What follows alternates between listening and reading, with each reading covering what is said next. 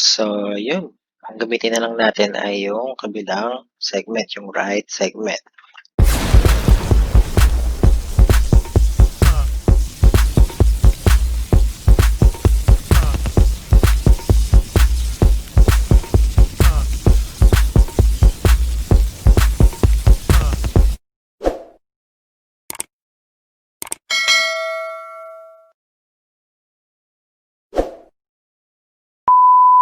So, in order for us to get the bending moment at point B, again, ang method na kailangan natin gawin ay method of sections. So, apply lang natin ulit yung method of sections dito. So, maglagay tayo ng cutting section, which is, again, dapat perpendicular sa longitudinal axis ng beam. Then, again, instead of yung left segment, yung gamitin natin, ang gamitin na lang natin ay yung right segment to avoid computation pa ng mga reaction. Kasi nga, kita nyo naman, kung left segment yung gagamitin natin, we have to compute the external forces exerted to the beam, to the left segment of the beam by the hinge support. So, cut natin yung beam at point B, kung saan natin hinanap yung bending moment. And then, separate natin yung left segment from the right segment. So, since nag-separate tayo, may lalabas na internal forces. In the case ng beam, again, ang assumption natin, rigidly connected together siya. So, assumption natin, fixed connection siya. So, pag fixed, may lalabas na dalawang forces, isang vertical, isang horizontal, tsaka isang moment. So, yung lalabas na horizontal force, we call that normal force. Lagyan lang natin ng subscript na B to indicate na that is normal force acting on point B. And then, yung vertical force, we call that shear force V. Lagyan lang natin ng subscript na B to indicate na shear force siya acting at point B. And lastly, the moment, let's call that M. Lagyan lang natin ng subscript na B to indicate na bending moment siya acting at point B. So, again, to apply method of sections, dapat sa method of sections, yung isang segment na mabubuo, pag kinat mo yung beam into segments, dapat in equilibrium. So, we have to draw the free body diagram of that segment, which is in this case yung right segment ng beam. So, drawing natin yung free body diagram nitong right segment ng beam. Kaso lang, kung mapapansin nyo, itong right segment ng beam, medyo may nakakabit sa kanya na strut. Ang kailangan lang natin yung free body diagram ng right segment. This is not included on the right segment of the beam kasi strut siya eh. It's a external material, kumbaga, na naka-attach lang sa beam. So, para ma-drawing natin yung free body diagram ng beam, we have to remove the strut from being connected dito sa beam. So, since ni-remove natin yan, dinisconnect, alam natin may lalabas na internal forces. Pero since wala namang binigay na kung anong type ng connection siya, hinge connection ba siya, roller, or what, we assume na ang connection nila ay rigid or fixed. So, ibig sabihin, may lalabas na dalawang force at isang moment when we disconnect them. So, by inspection, yung vertical force na lalabas is equal in magnitude but opposite in direction. That is how internal forces work. So by inspection na lang, yung magnitude nito, yung vertical force na to acting on this strut is obviously 1.6 kilonewton to maintain equilibrium along the vertical direction. So, kailangan may mag-resist yan sa 1.6 downward, which is yung upward force acting on this part of the strut. And since equal in magnitude yan, but opposite in direction, obviously, ito ay 1.6 kilonewton din. Yung horizontal component, obviously, since wala namang horizontal force that needs to be resisted on the strut, so obviously, dapat yung magnitude niyan ay 0. So, yung force na yan Tsaka to, equal in magnitude but opposite in direction, and they have a magnitude of 0. Kasi nga wala naman kailangan i-resist na horizontal force on this strut. Lastly, yung moment acting on this point. So, merong napoproduce to na anong direction ng moment. So, may pinaproduce siya na pa-counterclockwise na moment dito sa point na to. So, dapat, to balance that counterclockwise moment, dapat merong mag-resist na clockwise moment. And that clockwise moment is equal in magnitude but opposite in direction. And it must have a value of the moment na ine-exert nitong 1.6 kN sa point na to. And paano makuha yung moment na yun? Again, moment is just equal to force times moment arm, yung perpendicular distance. So, multiply mo lang yan. So, gawin lang nating meter yung mm. So, yung product na lalabas ay 0.32 kilonewton meter. So, yan yung moment na in-exert nito dito. And to balance that, dapat merong opposite direction na moment na nag-act sa point na to. And since equal in magnitude yan dito, but opposite in direction, sabihin magnitude nito ay same lang din, 0.32 kilonewton meter. So, okay na. Na-drawing na natin yung right segment ng beam. And na-drawing na rin natin yung free body diagram ng right segment ng beam. So, puro external forces na lang yung nilagay natin dyan. And again, saan nanggaling itong external forces na to? These are the external forces exerted by the strut to the beam. So, tanggalin na natin yung strut na yan para mas clear yung drawing natin. So, now, na-drawing na natin yung free body diagram ng right segment ng beam. And again, according sa method of section, dapat yung segment na yan ng beam na nabuo when we cut the beam, dapat that is in equilibrium as well kung sinasabi natin na yung buong beam ay in equilibrium. Therefore, dapat it must satisfy the equations of equilibrium, summation forces horizontal, vertical, and moment equal dapat sa 0. Yan. So, simulan ko nang gamitin yung summation forces vertical. So, again, sign convention, importante. So, assume ko na lang lahat ng upward forces ay positive. So, ano ba yung mga vertical force dito na nag-act sa right segment ng beam? Itong shear force, tsaka yung 1.6 lang.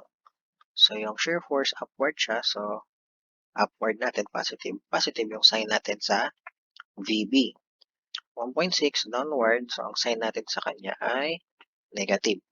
And again, according to this equation, dapat ang sum nila ay equal to 0. Therefore, solving VB is equal to 1.6 kilonewton as well. And again, since positive yung lumabas na direction, na sign, ibig sabihin lang nun, yung assumed direction natin dito, which is again, remind ko lang, lahat ng nilalagay ko dito na internal loads, these are all the positive sense of the normal force, the shear force, and the bending moment. Yan yung positive sense nila. Ibig sabihin lang nun, yung napoproduce nila or yung effect nila sa beam is just like what I have showed a while ago. Ibig sabihin, yung positive shear, it tends to shear off the beam in a parang clockwise direction. Yung positive bending moment, it tends to bend the beam concave upward. And yung positive normal force, it tends to elongate the beam. Yan yung mga positive sense nila. So, since nakuha natin dito, positive, ibig sabihin, tama yung assume natin na direction ng shear force, which is upward. But then again, hindi natin pinipresent yung mga internal forces na yan in terms of direction pa, upward, downward, leftward, rightward, hindi na ganun. We usually indicate na lang yung direction nila using sign convention. Is there positive or negative? Again, pag positive shear, ano nga ulit yung ibig sabihin ng positive shear? It tends to shear off the beam. Sabihin, it tends to shear off the beam like what I have showed a while ago. Yung left portion, it tends to move upward and then yung right portion tends to move downward, or in other words, another presentation, it's like it tends to produce a clockwise movement, yung positive shear.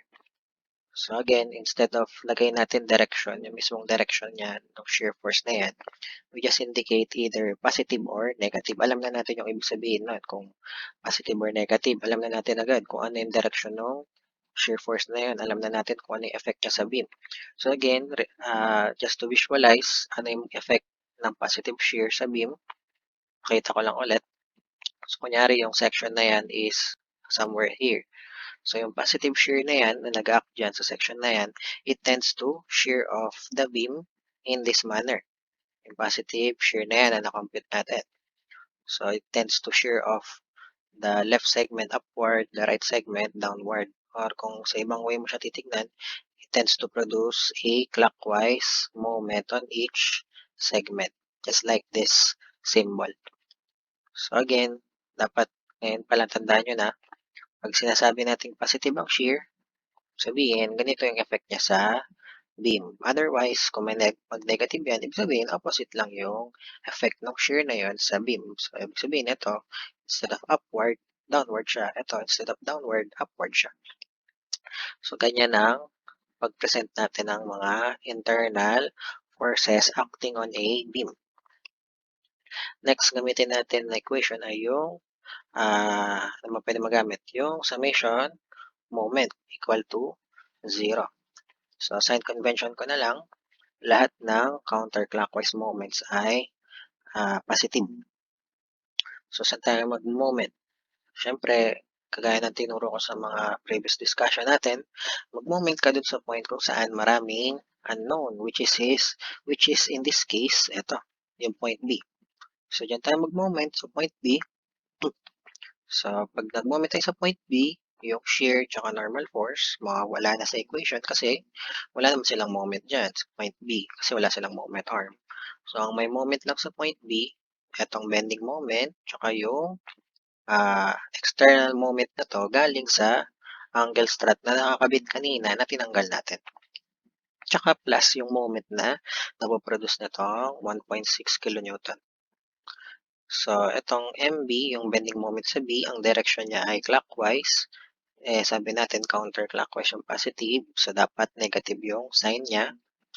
Yung 0.32 kN na moment, counterclockwise. So, dapat positive siya. Yung 1.6, ang direction ng moment niya ay clockwise. So, dapat negative din yung sign ng moment ng 1.6 sa point B. So, in equation form, ito siya. Moment arm ng 1.6 ay 0.45 meters. Convert lang natin yung mm sa meters. Yan yung moment arm ng 1.6. So, sum nila dapat equal to 0. Solving for MB, we can see na yung value ng MB ay 0.4 kN negative. So, what does that mean? Ibig sabihin lang yan, yung in-assume natin na direction dito, which is clockwise, it's not actually clockwise, but counterclockwise. But then again, we don't present bending moment as this one, clockwise or counterclockwise. We just simply present bending moment as positive or negative. So, alam naman natin kung anong ibig sabihin pag positive or negative yung magnitude ng bending moment. Pag positive siya, it tends to bend the beam in a manner na magko-concave upward siya. Pag positive, kasi in this case, negative siya. So, ibig sabihin, ang tendency, ang effect niya sa beam is, it tends to concave or it tends to bend the beam and concave downward. So, pag ganyan. So, if you want to imagine, actually, yan na yung hinahanap dito sa first question eh. Yan yung bending moment sa B.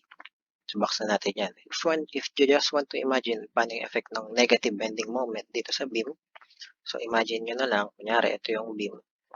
And then yung section na yan is somewhere here. So, ang effect ng negative 0.4 na bending moment is it tends to bend this beam concave downward, just like that. Yan yung negative moment. Yan yung effect ng negative moment sa beam. Again, guys, remember, when we present shear forces, normal forces, and bending moments, we don't specify pa yung mismong direction niya. Kung clockwise ba siya, or upward, or leftward. Ang in-specify natin is kung ano ba yung effect niya sa beam. And again, ano ba yung sign convention natin to show that effect? Again, pag positive shear, just like this, it tends to shear off the beam this way. Yung left side, left segment, magmumove upward. Yung right segment, magmumove downward. Or kung sa ibang way mo siya titignan, positive shear forces tends to produce a clockwise moment on each segment. Ayan, pa-clockwise moment siya. Ayan, couple yan eh. Equal in magnitude, but opposite in direction yan eh. And then, yung bending moment,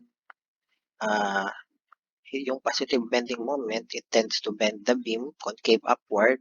But in this case, since negative siya, opposite yung effect niya, it tends to bend the beam concave downward.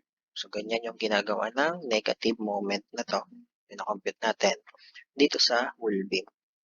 Binibend niya pa downward.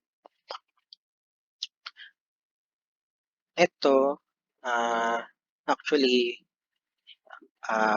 pwede na natin gawan ng formula yung pagkuha ng shear forces sa isang section acting in a or present in a beam.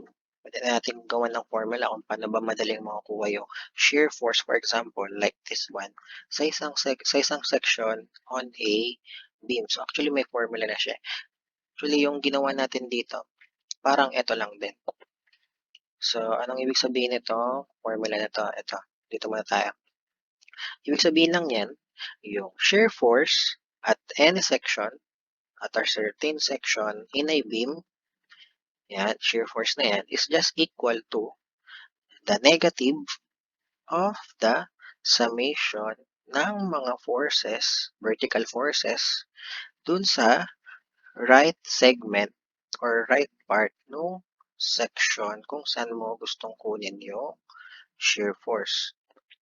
So, ibig sabihin lang nun, kung gusto mo makuha yung shear force dito, sa section na to, sa point B, yan, all you have to do is, isum up mo lang lahat ng nakikita mong forces sa right no section na to. So, in this case, ang forces lang, vertical forces lang naman na nakikita mo sa right part or right side nitong section na to ay yung 1.6 lang naman. So, yan lang yung gagamitin natin sa summation ng mga forces. Pero take note, huwag mong kakalimutan, meron tayong sign convention.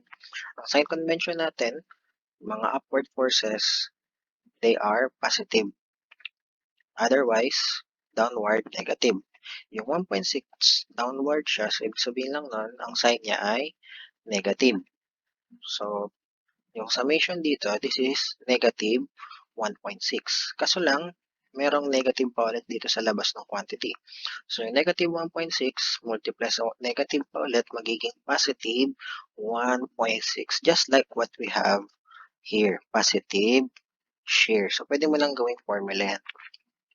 Pero yun, yung binanggit ko na yan, that is the formula. Kung ang gagamitin mo segment or side mula dun sa section kung saan mo gustong kunin yung internal loads, yung shear force, bending moment, tsaka normal force.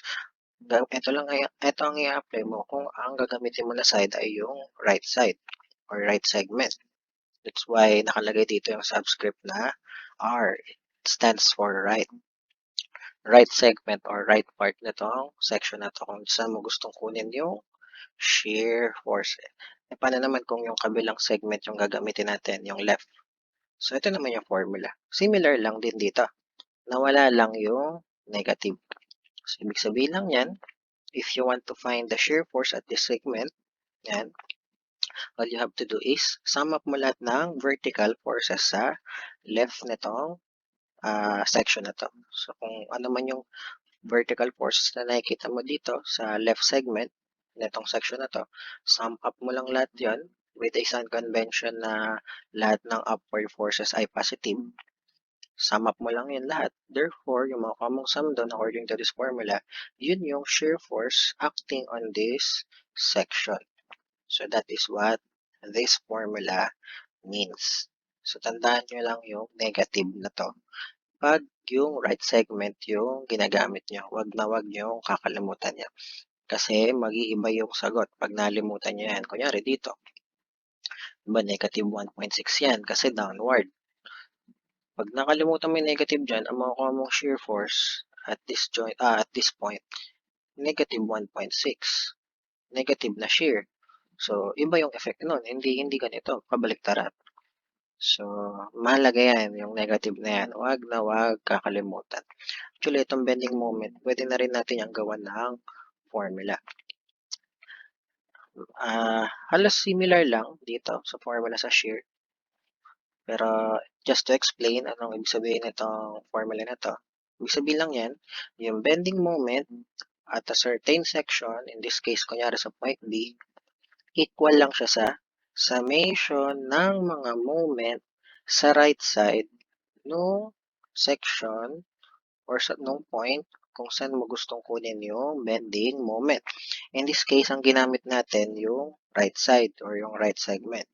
So, sabi dito sa formula na to, yung bending moment dito sa point B equal lang sa summation ng mga moment dun sa section na yon, sa point na yon, kung saan mo gustong kunin yung bending moment, nung mga forces and moment sa right side nung section na to or nung point na to kung saan mo gustong kunin yung bending moment. Kunyari, in this case, ano ba yung mga may moment dito sa point na to sa right side nitong section na to. So, unang-una na doon, syempre, yung 1.6, yung 0.32, at wala na. Wala nang may ibang moment dito sa right side nitong section na to, kundi itong 1.6 na to, tsaka yung 0.32 na to. So, i-sum up mo lang yung moment niyang dalawang na yan, 1.6 na force, tsaka 0.32 na couple, dito sa section kung saan mo gustong kunin yung bending moment. Sum up mo lang yun. Ibig sabihin, i-moment mo lang sila dito. So, 1.6 times moment arm plus 0.32. Sum up mo lang yung moment nila about this point. Kung saan mo gustong kunin yung bending moment. Yung lalabas na sum, yun na daw yung bending moment at that particular point with a sign convention na counterclockwise moments are assigned as positive. Kung right yung gagamitin mo, kung right segment or right part nitong section na to. Kung yung left segment naman yung gagamitin mo, yan, kung left segment naman yung gagamitin mo, ito naman yung magiging formula. Similar lang. Ang mag-iiba lang ay yung sign convention. So, kung left segment naman yung gagamitin mo to find the bending moment at point B, all you have to do is i-sum up mo lang, i-moment mo lang lahat ng nakikita mo dito na forces and couple moment about this point kung saan mo gustong hanapin yung bending moment. With a sign convention na lahat ng clockwise moments are positive. So, again, formula na yan, yung dalawang yan, to find the shear force and bending moment. So, pwede mong gamitin is either yung left segment or right segment. Ayan yung sinasabi nitong L tsaka R dyan. Pwede mong gamitin yung left tsaka yung right. Depende kung ano yung advantageous. So, again, in this case, we use the right segment or right part with respect dun sa section kung saan natin hinahanap yung mga internal loads, shear force, bending moment, and normal force. Lastly, kung gusto lang din nating hanapin yung normal force acting on point B, using equation of equilibrium, all we have to do is use the summation forces horizontal, leftward positive. So, ito lang naman yung horizontal force dyan. Ito, 0 naman yung magnitude niyan. Therefore, we can see na yung normal force acting on this point, sa point B, is equal to 0. Ibig sabihin, walang normal force. Which is obvious naman in the first place kasi nga, wala namang horizontal load na nag-act sa beam from the very start. And again, yung ganyang case, usually ganyan yung case na ma-experience nyo. Kasi nga, usually, ang load lang na kinakarga ng beam ay perpendicular dun sa longitudinal axis niya. And yung mga perpendicular forces na yan, usually, ang napoproduce niya lang ay shear force tsaka bending moment. So, that is the solution to the first question pa lang Yung hinahanap lang yung bending moment sa B.